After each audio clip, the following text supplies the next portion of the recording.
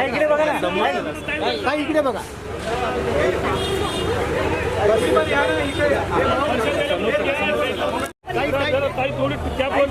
ताई इकडे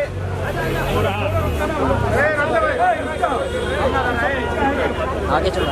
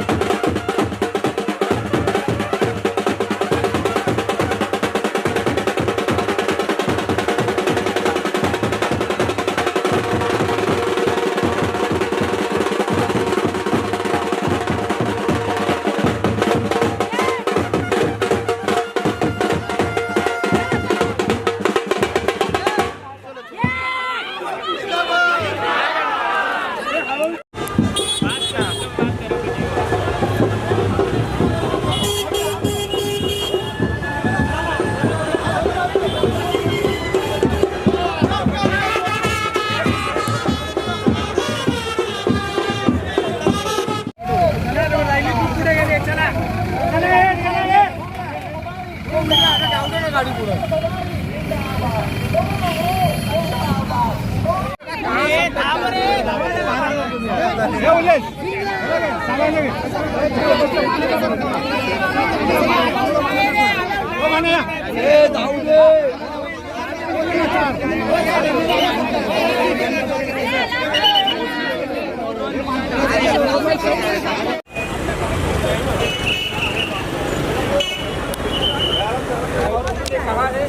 आप ये बोल रहे कि किसी भी जगह को पकड़ लीजिए. किधर गया बच्चों?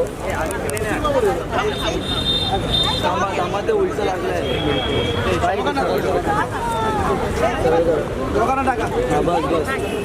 नामांकन भर के आ रहे हैं, किस तरीके का लोगों का साथ मिल रहा है धारावी में? बिल्कुल, मैं लोगों का बहुत धन्यवाद व्यक्त करना चाहती हूँ.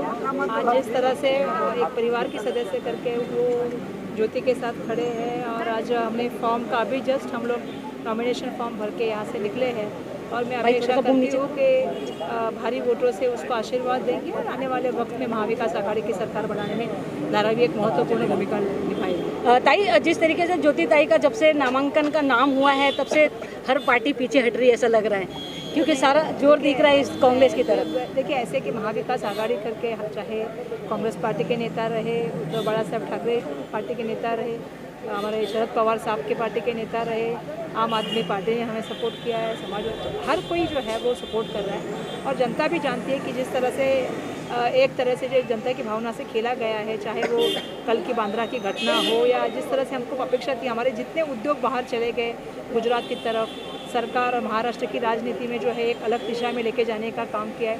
महाराष्ट्र की राजनीति हमेशा एक सुसंस्कृत राजनीति रही है, लेकिन उसको गलिच्छ करने का काम हुआ. महाराष्ट्र ने गद्दारी देखी, बहुत सारी चीज़ें महाराष्ट्र ने इन दिनों में देखी, महिला पे अत्याचार होते हुए देखे, बाल पे बच्चों पे अत्याचार होते दिखे. तो जनता ने अभी तय कर लिया कि इस बार उनको महाविकास आघाड़ी की सरकार लानी है और इसके लिए हम आने वाले दिनों में जितना कोशिश कर सके उतनी मुंबई में ज़्यादा से ज़्यादा सीटें लेके आए. बीजेपी बोल रही है कि कांग्रेस के पास ना नियत है, ना नेतृत्व है और ना नियम है, उसके बारे में क्या कहेंगे आप? उनको लग रहा है. देखिए, मैं बीजेपी के बारे में क्या कहूँ, किसकी नियत की बात कर रहे हैं, उनकी क्या नियत है? बेटी बचाओ और बेटी पढ़ाओ कहते हैं और आप सबसे ज़्यादा तो आज आप देखो कि महाराष्ट्र में दूसरे नंबर पे महिला अत्याचार में महाराष्ट्र आया है और जिस महिलाओं की बात वो करते हैं, दुर्भाग्यवश कल उन्हीं के स्टेज पे किसी महिला के बारे में इतनी गलिच्छ बात हुई. वहाँ के सब बीजेपी के लीडर उस स्टेज पे बैठे थे, एक ने भी उनको रोकने का काम नहीं किया, टोकने का काम नहीं किया, उल्टा हंस बोल के जो है वो उस पर ताली बजाने का काम किया. ये महाराष्ट्र की सुसंस्कृत राजनीति नहीं रही है. किसी भी महिला को राजनीति में आने का पूरा हक है, अपने मत रखने का अधिकार है और जिस तरह से उसके बारे में जो गंदी तरह से बोला गया वो बिल्कुल महाराष्ट्र में पसंद नहीं किया गया. मैं जयश्री थोरात की बात करना चाहूँगी और मैं ये भी कहना चाहूँगी कि चाहे बदलापुर हो, चाहे नासिक हो, चाहे पुणे हो, चाहे मुंबई हो, आज रेलवे में महिलाएं सुरक्षित नहीं, ना बच्चियाँ स्कूल में सुरक्षित है, तो कहाँ जाएंगे?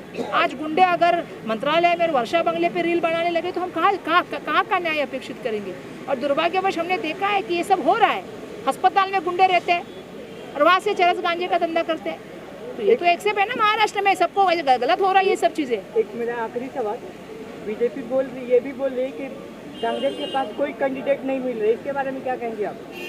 बीजेपी के नाम पे आएगा, बीजेपी को ये कैंडिडेट नहीं है। कौन से कैंडिडेट की बात करें भाई साहब? ताई मुंबई में नंबर 1 पर ज्योति ताई ट्रेंडिंग पर है, हर जगह उनकी चर्चा हो रही है। ऐसे में अब ज्योति ताई ने पर्चा भर दिया है, आगे क्या लड़ाई जोरदार होने वाली है क्या? ट्रेंडिंग चल रहा है, ट्विटर में 1 नंबर ट्रेंडिंग चल रहा है ऑल इंडिया। नहीं, मैं बहुत धन्यवाद दूंगी जिन्होंने हमें सपोर्ट किया है, फैमिली को सपोर्ट किया है, उसके लिए मैं बहुत धन्यवाद दूंगी।